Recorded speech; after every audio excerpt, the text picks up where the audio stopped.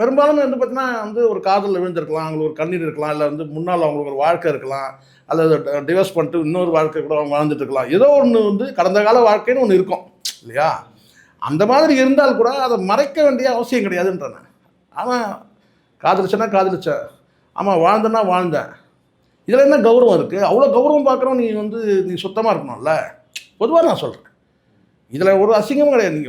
நீங்கள் வந்து செய்த வேலை வந்து உண்மைன்னா அது பகிரங்கமாக இன்னொருத்தர் வந்து சொல்கிறதுக்கு முன்னாடி நீங்கள் சொல்கிறது ஆமாங்க உண்மை தாங்க, நான் நட்போடு இருந்தேன், இதே திருநங்கை கூட நான் நட்போடு இருந்தேன், காதலோடு இருந்தேன், ஆனால் இப்போ நான் கல்யாணம் பண்ணிட்டேன்.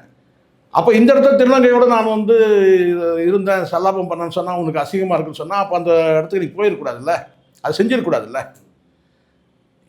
ஒரு கடந்த கால வாழ்க்கை ஒன்று இருக்குன்னா அதை வெளிப்படையாக வந்து அதை ஏன் அதை வதந்தியாக உலா விடணும்? வெளிப்படையாக ஆமாம் எனக்கு வந்து ஒரு தொடர்பு இருந்தது, திருநங்கையோட தொடர்பு இருந்தது, இப்போ நான் வந்து கல்யாணம் பண்ணிட்டேன், அந்த தொடர்பு இப்போ நான் வச்சுக்கல அப்படின்னு சொல்லலாமே, வெளிப்படையாக வந்து சொல்லலாமே.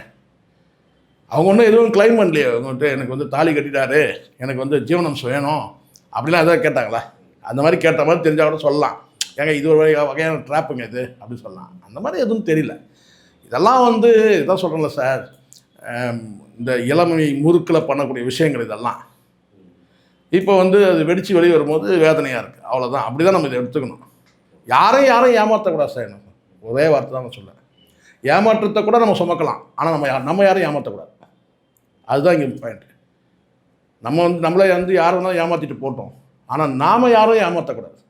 அது காதலாக இருக்கட்டும், காமமாக இருக்கட்டும், எந்த வகையில் சொல்கிறேன், அது வந்து வியாபாரமாக இருக்கட்டும், எதுவாக இருக்கட்டும், நாம் வந்து இன்னொருத்தருடைய கண்ணீருக்கு நம்ம ஆளாகாமல் நம்ம வாழ்க்கையை அமைச்சிக்கணும். இப்போ அந்த திருநங்கைக்கு ஒரு கண்ணீருக்கு காரணம் யார்? நாஞ்சில் விஜயன்ற மாதிரி ஆகிடுது. அது தப்பு தானே.